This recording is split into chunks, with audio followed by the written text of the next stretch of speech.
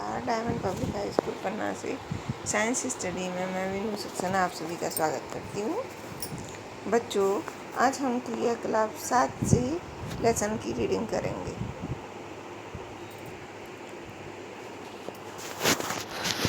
आप लोगों ने अपनी बुक्स खोल ली होंगी। देखिए, आपके अपने क्षेत्र में जैव विविधता को विक्षोभित करने वाले कारकों की सूची बनाइए। यानी जो जैव विविधता है उसको नुकसान पहुंचाने वाले जो कारक हैं उनकी सूची बनानी है। इनमें से कुछ क्रियाकलाप अनजाने में जैव विविधता में विक्षोभ उत्पन्न कर सकते हैं। मनुष्य की इन गतिविधियों की सूची बनाइए। इन्हें कैसे रोका जा सकता है, अपनी कक्षा में चर्चा कीजिए तथा इसकी संक्षिप्त रिपोर्ट अपनी कॉपी में नोट कीजिए। तो बच्चों, इधर पे ये आया कि कुछ मनुष्य की गतिविधियाँ ऐसी होती हैं जिनके कारण जैव विविधता प्रभावित होती है। तो कुछ कार्य तो हमें पता नहीं होता है और हम ऐसे कर देते हैं जिसके कारण जैव विविधता को किसी वन्य क्षेत्र की जैव विविधता पर दुष्प्रभाव पड़ता है। जैसे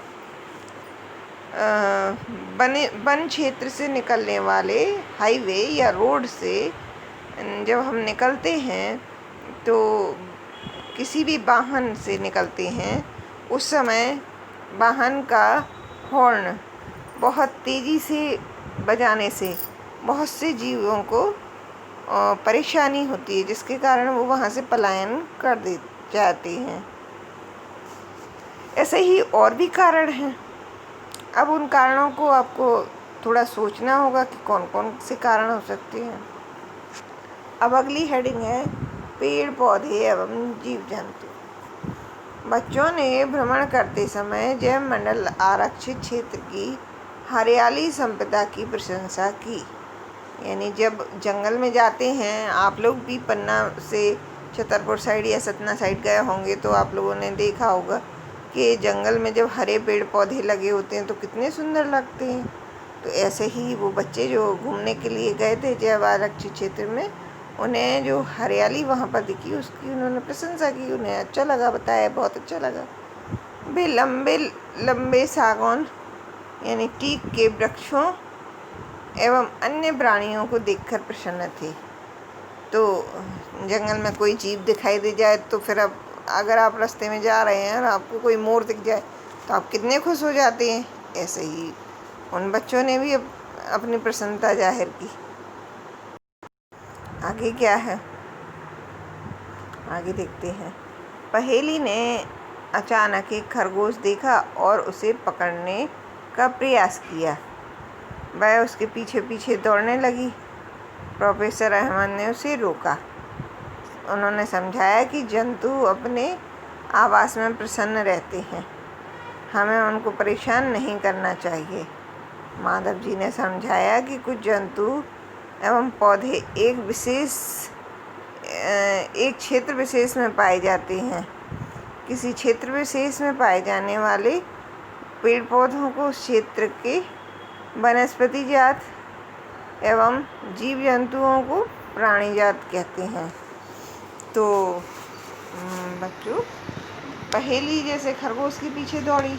अगर आपको कहीं पर कोई तितली उड़ती हुई दिखती है तो आप उसे पकड़ने के लिए दौड़ते हैं, आपको उसे पकड़ने में अच्छा लगता है।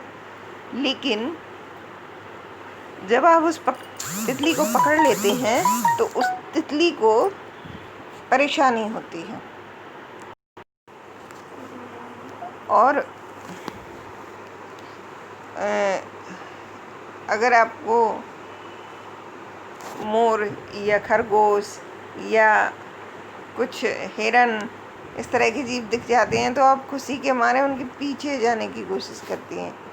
तो एक तो उन्हें समस्या होती है, वो स्वतंत्र रहना चाहते हैं, उसमें वो खुश होते हैं। जब हम उनके मार्ग में जाते हैं तो वो हमसे डर के भागते हैं, तो उन्हें समस्या आ जाती है जानवरों को।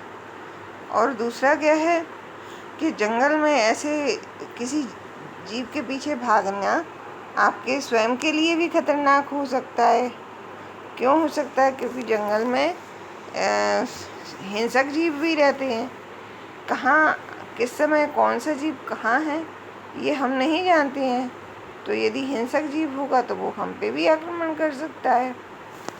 अब इधर पे बच्चों एक और चीज़ आई है, ये किसी क्षेत्र विशेष में पाए जाने वाले पेड़ पौधों को उस क्षेत्र का वनस्पति जात कहते हैं। और इधर ही से फिर से परिभाषा करेंगे, किसी क्षेत्र विशेष में पाए जाने वाले जीव जंतुओं को प्राणी जात कहते हैं। ये आपका एक प्रश्न है, उसके उत्तर हो जाएंगे। प्राणी जात और वनस्पति जात किसे कहते हैं, इसमें ये आंसर हो जाएगा। अब किसी क्षेत्र में कौन कौन से प्राणी जात या कौन कौन से वनस्पति जात पाए जाते हैं, ये आपको पता होना चाहिए। अब ये बच्चे कहाँ गए थे? ये गए थे